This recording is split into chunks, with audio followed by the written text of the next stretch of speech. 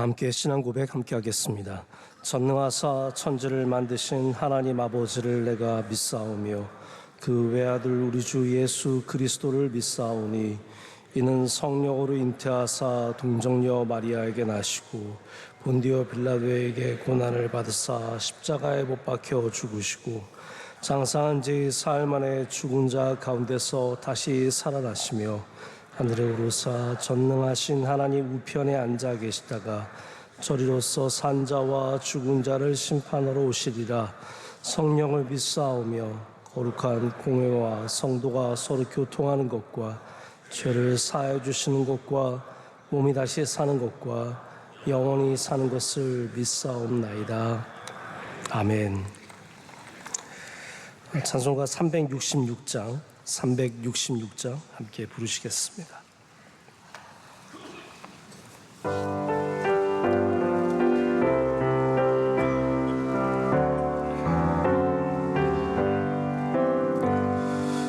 어두운 내 눈 밝히사 진리를 보게 하소서.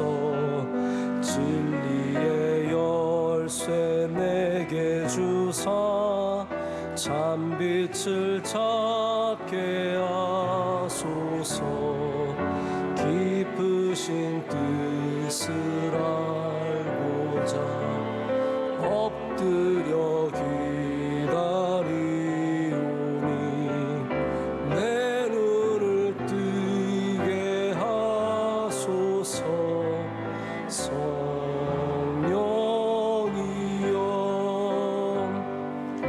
막혀진 내 귀 여시사 주님의 귀한 음성을 이 귀로 밝히 들을 때에 내 기쁨 알량 없겠네.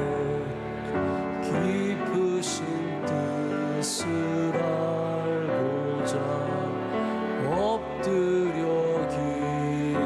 기다리오니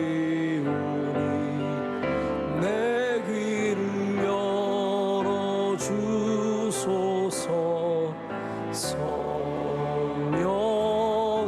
성령이여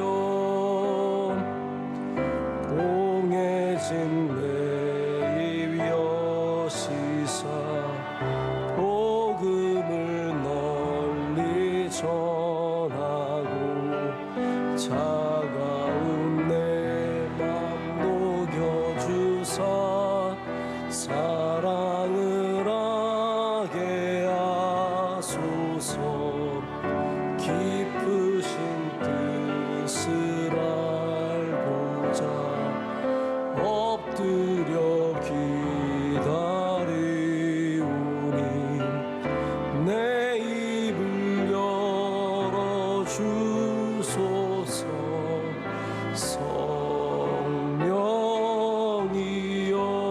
성령이여. 아멘. 함께 기도하실 때 이효정 집사님 기도 인도하시겠습니다. 오늘도 새날을 허락하시고 귀한 예배의 자리로 인도해 주셔서 감사합니다.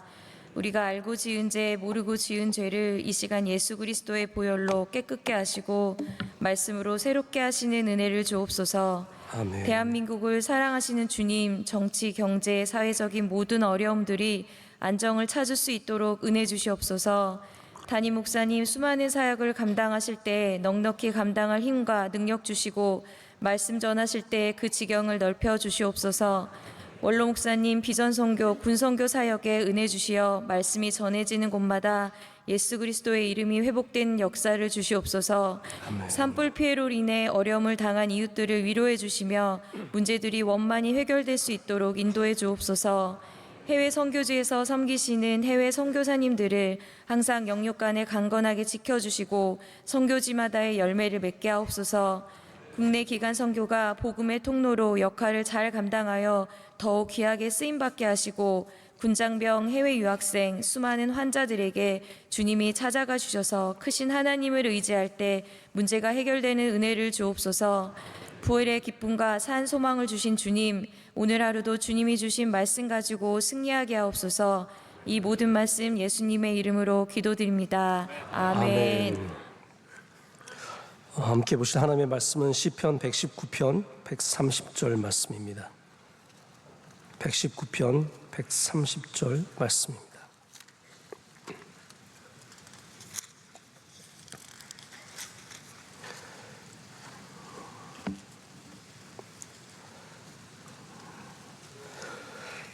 우리 함께 119편 130절 말씀 함께 읽겠습니다. 주의 말씀을 열면 빛이 비치어 우둔한 사람들을 깨닫게 하나이다. 아멘. 하나님의 말씀입니다. 오늘 입을 다물면 보이는 게 있다라는 제목으로 하나님의 말씀을 나누도록 하겠습니다. 예전에 우리나라에서 한번 비 피해가 아주 심각하게 일어났을 때 반지하 집들이 조명을 받은 적이 있습니다. 우리 근처에 있는 수많은 이 다가구 주택들도 반지하들이 있고 많은 집들이 반지하를 세주어서 살게 하죠. 근데 그거를 이제 아주 잔혹한 공간이다, 우리 대한민국에만 있는 아주 잘못된 주거 현상이다, 이렇게 집어서 말했던 것 같은데, 제가 이번에 수도원에 다녀오지 않았습니까? 거기 제가 배정받은 방이 반지하였습니다. 근데 외국도 있더라고요. 이렇게 집들은 다 반지하를 갖게 되는 것 같습니다. 정말로 작은 방 하나를 처음에 열고 들어갈 때 깜짝 놀랐습니다. 이게 방이라고? 그래서 정말 딱 한 몸 누울 수 있는 침대 하나 있는 방이었습니다. 그리고 그 여러 방들이 있는 지하와 1층, 2층, 3층까지 있는 그 큰 집은 침묵의 집이었습니다. 형제들이 거주하는 침묵의 집이었습니다. 우리가 밖을 나와서 정원을 나서서 문 밖으로 나가면 이제 얘기를 할 수 있어요. 그런데 그 정원으로 들어가면서부터는 입을 다뭅니다. 이렇게 그 안에서 서로 만날 때도 이렇게 제가 이번에 프랑스어를 많이 배웠어요. 봉주, 봉수아 이런 거 배웠는데 그런 인사조차 안 합니다. 그냥 눈길로만 서로 이렇게 인사를 나눕니다. 제가 이 침묵의 시간을 3일 동안 가지면서 가장 좋았던 것은 정말로 내 안을 들여다볼 수 있는 시간을 가졌다라는 거예요. 여러분, 대화가 나쁜 것은 아닙니다. 우리가 대화를 통해서 받는 은혜도 굉장히 많습니다. 하지만 우리가 또 입을 다물 때 받는 은혜가 굉장히 큽니다. 대화를 갖게 되면 내 얘기를 해야 되고 저 사람의 이야기도 듣게 되면서 우리는 다양한 걸 생각을 많이 합니다. 저 사람의 의견에 대해서, 또 내가 말해야 될 거에 대해서. 근데 침묵하면 대화가 없잖아요. 침묵하면 대화가 없기 때문에 들여다볼 사람이 나밖에 없습니다. 내 안을 자꾸 들여다보게 됩니다. 생각해 보니까 이번에 침묵의 시간을 한 3일 보내고 제가 예전에 이렇게 늘 학교 왔다 갔다 할 때 1시간 정도 운전하고 그럴 때 이렇게 조용히 다녔던 것이 굉장히 저에게 영적으로 좋았던 시간이었다라는 것을 새삼스럽게 생각해 보게 되었어요. 그 시간이 내가 좀 나를 들여다볼 수 있는 시간이었구나. 요즘에 너무 바쁘게 살고 사람들을 많이 만나고, 물론 제가 자꾸 그걸 부인하는 건 아닙니다. 저는 좋은 분 만나면 받는 은혜가 정말 큽니다. 그러나 또 다시 우리가 봐야 할 것이 뭐냐면 내 안을 반드시 들여다볼 수 있는 그런 영적인 시간들을 우리가 가져야 된다는 겁니다. 현대인들에게 침묵은 귀한 훈련입니다. 특별히 우리가 너무 남들을 많이 봐요. 남들의 얘기를 너무 많이 의지합니다. 뭐가 좋다, 뭘 해야 한다. 내가 뭘 좋아하는지, 내가 뭘 하고 싶은지는 별로 관심이 없습니다. 여기에 대해서는 들여다볼 시간도 없고 그런 에너지를 쓰고 싶지도 않아요. 그러니까 남들의 의견을 따라서 살아가는 삶이 되어버리고 맙니다. 젊은이들 가운데 내가 정말 뭘 해야 할지 모르겠다, 나는 어떻게 살아야 할지 모르겠다, 뭘 하고 싶은지 모르겠다, 그러면 정말로 자기와의 대화가 반드시 필요합니다. 내 안을 들여다보고 깊숙이 좀 그 안에 있는 나를 바라볼 수 있는 시간들이 필요한 것 같습니다. 아니 근데 사실 뭐 나이를 먹어도 우리가 여전히 뭘 해야 할지 모르겠고 내가 뭘 원하는지도 모르는 삶을 살아갈 때가 많습니다. 그런 사람들 대부분이 자기를 모르는 거예요. 자기와의 대화가 부족한 겁니다. 여러분, 자기와의 대화를 말로 이렇게 잘 지냈니? 뭐 오늘 기분이 어때? 이러면 약간 미친 거고요. 속으로 하면 그게 영성이 되는 겁니다. 이해가 되시죠? 제가 자기와의 대화하러 또 집에 가면서 오늘 날씨가 어때? 뭐 오늘 좋았어? 이렇게 하고 가시면 안 됩니다. 그런 건 속으로 물어보셔야 돼요. 자기와의 대화를 자꾸 할 필요가 있습니다. 그런데 우리가 이렇게 침묵의 시간을 많이 가질 수 없기 때문에 좀 더 성경적인 방법들을 생각해 봐야 합니다. 그 첫 번째가 뭐냐 하면 바로 하나님의 말씀을 자꾸 내 안에 비추어 봐야 됩니다. 나를 알려면 하나님의 말씀을 자꾸 내 안에 비추어 봐야 합니다. 하나님의 말씀은 우리 안을 비춰주는, 그래서 시편 119편에 이 하나님의 119편 전체가 하나님의 말씀에 대한 얘기잖아요. 그 정도를 알고 계시죠? 119편이 하나님의 말씀의 아름다움을 계속 그 율법을 토라를 찬양하는 게 반복되는 건데 이 안에 하나님의 말씀에 다양한 아름다움이 들어있습니다. 그 중에 또 잘 알려진 말씀이 105절 말씀이죠. 주의 말씀은 내 발의 등이요 내 길의 빛이니이다. 정말 아름다운 말씀입니다. 이 말씀의 기능이 빛이 나의 바깥을 비춰준다면 오늘 또 이 말씀은 주의 말씀을 열면 빛이 비추어 우둔한 사람들을 깨닫게 한다는 것은 내 안을 비춰준다는 말씀입니다. 하나님의 말씀은 분명히 우리의 바깥을, 우리가 살아가는 길들을 비춰주기도 하지만 내 안에 있는 생각들과 우둔한 생각들과 내 안의 마음들과 내 안에 이 세상의 욕심들과 걱정과 근심을 다 역시 비춰준다는 겁니다. 근데 이 안에 이 표현이 참 아름답습니다. 뭐라고 하냐면 주의 말씀을 열면이에요. 주의 말씀을 열면 빛이 비치는 겁니다. 다시 말해서 주의 말씀을 닫아놓고 있으면 그 빛이 절대로 우리 안을 비칠 수 없다라는 것이죠. 연다는 것이 얼마나 중요한 것인지를 좀 생각해 보셨으면 좋겠습니다. 우리 집에 성경이 30권 있다고 해서 그 말씀의 빛이 우리를 비추는 것은 아닙니다. 내가 성경 컬렉터라서 제가 언젠가 인천에 있는 한 교회를 갔는데 그 교회는 오래전부터 교회를 개척하신 목사님부터 성경을 모아 오셨어요. 그래서 거기에는 아주 희귀한 사본까지 다 있습니다. 한번 여러분 성경에 관심 있으신 분들은 그 교회 박물관 한번 방문해 보시면 참 좋을 것 같아요. 그런데 박물관에 가면 막 빛이 확 비쳐나겠습니까? 아닙니다, 여러분. 뭐 10억짜리 성경을 갖고 있어도 우리가 그 말씀을 열어서 읽어야 그 말씀의 빛이 내게 비치는 겁니다.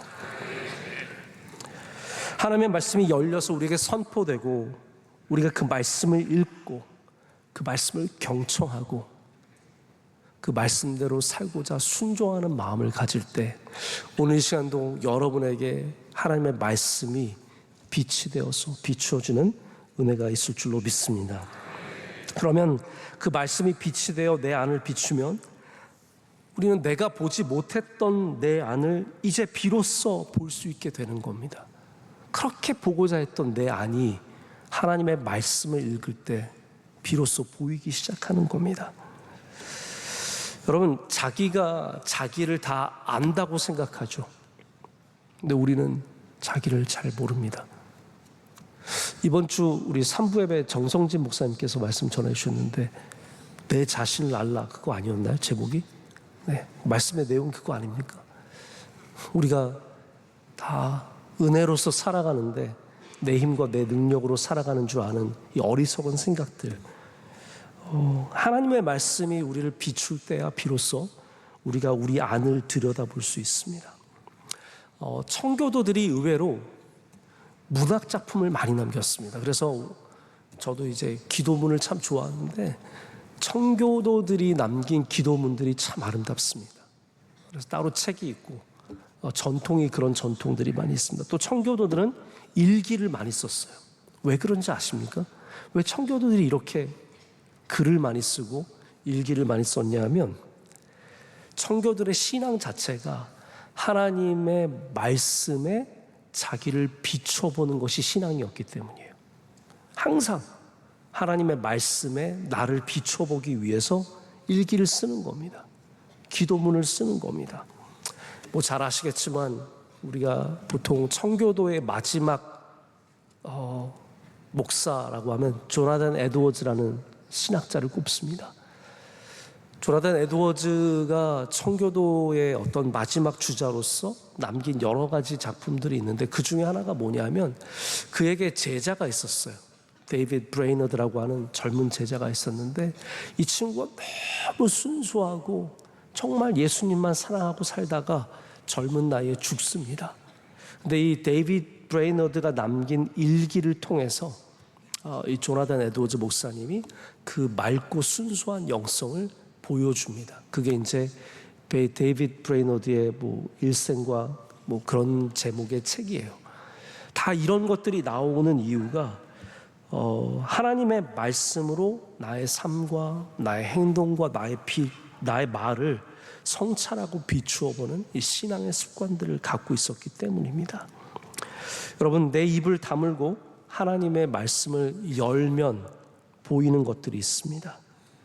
내 안에 욕심도 보이고 내 안에 죄성이 보이고 나의 교만과 나의 가득한 분노와 연약함이 보이기 시작합니다. 우리가 오늘도 하나님의 말씀을 여는 신앙을 가져야 합니다. 닫고 지내지 마시고 오늘 집에 들어가시면 딱 성경책 닫고 종일 지내지 마시고 꼭 성경을 열지 않아도 됩니다. 여러분 안에서 하나님 말씀을 여는 은혜가 있으시길 축복합니다. 그러면 그 말씀이 열릴 때 그 밝은 빛이 여러분 안을 비추시고 여러분에게 필요한 능력과 은혜를 주시고 또 우리가 깨달아야 하는 나의 부족한 모습들도 깨닫게 하는 은혜가 있을 줄로 믿습니다. 두 번째, 우리가 어떻게 우리 안을 비출 수 있냐면요, 다른 사람들의 비판을 경청할 때입니다. 저는 책방에 가서 책을 볼 때 제가 뭐 아는 척 하려고 그러는 게 아니라 1차 자료, 2차 자료 이런 것들을 좀 많이 구분을 합니다. 보통 우리가 이제 학문적으로 1차 자료로 하면 저자가 쓴 작품들을 1차 자료라고 합니다. 뭐 예를 들어서 어거스틴이 고백론을 썼으면 그게 1차 자료예요. 그런데 고백론에 대해서 누가 쓴 글이 있으면 그건 2차 자료라고 합니다. 근데 1차 자료들은 대부분 굉장히 순수한데 요즘에 이제 출판사들이 상업적인 목적을 갖고 막 발행해내는 책들이 많아요. 뭐 예를 들어서 C.S. 루이스 책도 뭐가 나왔대요. 근데 C.S. 루이스가 죽은 지가 지금 얼마인데 어떻게 또 새로운 책이 나와요. 보면은 그분 책이 잘 팔리니까 자꾸 뭘 만들어서 파는 거예요. 그래서 저는 그런 책들을 별로 좋아하진 않는데 그래도 가끔 그분들의 정성이 갸륵해서 그런 책들을 또 살 때도 있습니다. 요즘에 제가 그런 책들 보니까 데일 카네기라는 분의 책을 또 이렇게 많이 만들어서 팔더라고요. 이분이 한 100여 년 전에 처세술로 유명했던 분입니다. 어떻게 처세할 것인가. 근데 그 중에 하나가 뭐냐면 어떤 내용이 있냐면 다른 사람들의 비판과 비난을 어떻게 받아들이냐에 따라서 훌륭한 사람이 될 수 있고 아주 좁은 사람이 될 수 있다라는 그런 내용이 있습니다. 뭐 당연한 거지만 좀 생각해 볼 필요가 있습니다. 여러분, 우리는 다른 사람들의 비난과 비판을 어떻게 받아들입니까? 그냥 들을 때 막 화나고 짜증나고 누군가 한마디만 해도 막 마음이 막 바들바들 떨려서 어쩔 줄 모릅니까? 우리 다윗의 시편을 읽어보면 다윗이 정말로 많은 사람들에게 조롱과 비난과 비판을 받았던 것을 알고 있습니다. 여러분, 그게 리더의 운명이고 왕의 운명이에요. 그걸 감당할 줄 아는 사람, 그걸 받아들일 줄 아는 사람이 그 안에서 성장하고 발전하고 그리고 그것을 넘어서는 사람이 됩니다. 할렐루야. 여러분, 비판을 받아들일 줄 알면 비판을 넘어설 수 있습니다. 근데 비판에 바들바들 떨리면 비판에 지는 겁니다. 비난을 수용하는 게 여러분 얼마나 어렵습니까? 하지만 비판을 들을 줄 아는 귀를 길러내야 여러분들도 길러질 수 있습니다. 예수님도 비난을 받으셨어요. 죄 없으신, 아무 죄 없으신 예수님도 비난과 비판을 받으셨습니다. 그러니까 우리가 잘해서 비난을 안 받겠다는 생각은 일찌감치 내려놓는 게 좋아요. 반대로 우리는 그 비판을 어떻게 받아들일 것인가에 대해서 생각을 해봐야 됩니다. 모세가 비난을 엄청 받았습니다. 바울은 수많은 오해를 받았고, 바울 서신 보면 안타깝습니다. 야, 이 사람 이렇게 귀한 분이 맨날 오해받아가지고 욕먹어가지고 사람들이 이 사람 계속 조롱하고 비난해서 너무너무 안타깝습니다. 여러분, 왜 우리가 하고 싶은 말이 없겠습니까? 왜 하고 싶은 말이 없겠습니까? 입이 없어서 말을 안 하겠습니까? 하지만 우리의 입을 다물고 그 날선 칼을 받아들이면 그 칼이 나를 비춰주는 빛이 됩니다. 나를 비춰주는 빛이 됩니다. 우리가 그 칼을 받아들일 때 비로소 우리 안을 들여다볼 수 있게 되고 우리가 하나님께서 기뻐하시는 사람으로 변화될 수 있다는 것을 꼭 기억하시고, 여러분들이 비난과 비판을 여러분을 비추는 빛으로 받아들일 수 있는 믿음 꼭 가지시길 축복합니다. 마지막으로 기도가 우리의 내면을 비춥니다. 이거 당연하죠. 여러분, 말씀과 기도가 갖고 있는 공통점이 있습니다. 우리를 다 비추는 것들이죠. 제가 아주 오래전에 워싱턴 DC에 그때도 회의가 있어서 모임이 있어서 갔다가 주일이 껴서 이제 그 지역에 있는 좀 좋은 미국 교회를 찾아간다고 해서 찾아갔어요. 근데 마침 그날 한국계 미국 목사님, 그러니까 우리 코리안 아메리칸 목사님이 오셔서 설교를 하시는데, 젊은 분이 설교하시는데 굉장히 그 주제가 제 마음에 깊이 남았습니다. 목사님이 손거울을 가져와서 이렇게 우리한테 질문을 하는 거예요. 하나님의 말씀은 창문일까요? 거울일까요? 근데 둘 다잖아요. 하나님의 말씀은 창문이면서 거울인 겁니다. 창문이기 때문에 우리는 그 창문을 통해서 세상을 바라보고 다른 사람들을 바라보고 어떠한 이슈들을 바라볼 수 있는 굉장히 좋은 틀을 마련해 주죠. 근데 동시에 하나님의 말씀이 거울이라는 거예요. 창문으로만 여기고 있는 많은 사람들에게 이 거울을 보여주면서 하나님의 말씀이 나를 비추는 거울이다라고 얘기했을 때 제가 굉장히 많이 공감이 갔고 또 은혜가 되어서 마음에 남았습니다. 여러분, 거울을 강조하는 이유가 뭘까요? 우리가 너무나 많이 하나님의 말씀을 남을 공격하는 도구로, 세상을 비난하는 도구로만 사용하고 있기 때문입니다. 기도도 마찬가지입니다. 기도는 하나님을 바라보는 창문이며 동시에 내 삶에 일어나는 많은 일들을 바라볼 수 있는 창문이지만 동시에 나를 바라볼 수 있는 정말로 좋은 거울입니다. 여러분, 오늘 이 새벽에 거울 보고 오셨습니까? 안 보고 오셨습니까? 아무리 바빠도 거울은 한 번 보고 오셨죠? 아니세요? 무슨 양심으로 그냥 오십니까? 그래도 거울 한 번은 봐줘야 되는 거 아닙니까? 거울을 봐야 헝클어진 머리를 좀 약간 그래도 다듬을 수 있고, 화장력이 루즈 좀 삐져나온 거 닦을 수 있고, 거울을 봐야 내가 보이는 거 아닙니까? 제가 수도원 있으면서 힘들었던 게 뭐냐, 거울이 없어요. 뭐 어떡하라고. 그래서 핸드폰 켜놓고 드라이도 없고 거울도 없고, 그래서 제가 수도원에서는 내 얼굴조차 하나님께 맡겨야 되는구나, 그 생각을 한 적이 있습니다. 거울이 있어야 우리를 볼 수 있고 우리를 다듬을 수 있습니다. 그래서 기도를 해야 여러분의 삶이 다듬어지는 것입니다.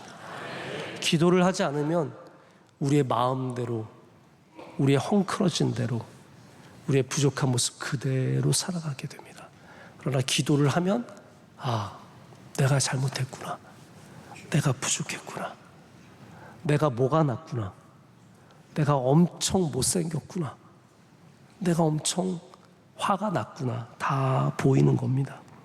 여러분, 오늘도 거울을 볼 수 있는 은혜가 있으시길 축복합니다. 기도는 당연히 우리가 하나님께 간구하며 하나님을 만나는, 굉장히 기도를 아주 좁게 정의 내리는 것은 어리석은 일입니다. 기도는 넓은 강입니다. 한없이 끝없이 넓은 강입니다. 그런데 그 강을 뛰어 들어가야 그 강을 누릴 수 있는 거 아니겠습니까? 여러분, 기도로 뛰어 들어가시길 축복합니다. 하나님의 말씀을 여시길 축복합니다. 비판의 칼날을 받아들이시길 축복합니다. 기도를 붙잡고 나아가실 때 우리 모두가 내 안을 들여다보고 나를 주님께 맞출 수 있는 주님의 귀한 백성들 될 줄로 믿습니다. 이 시간 우리 함께 잠시 눈을 감고 또 조용히 기도하겠습니다. 기도할 때 하나님, 내가 내 안을 들여다보게 하시고 내 안에 있는 연약함과 부족함도 알게 하시고 내가 정말로 무엇을 해야 할지도 알게 하시고, 또한 주님의 말씀이 나를 비추어 주님의 말씀으로 살아가는 은혜를 내려 주시옵소서. 우리 잠시 하나님 앞에 기도하는 시간 갖겠습니다.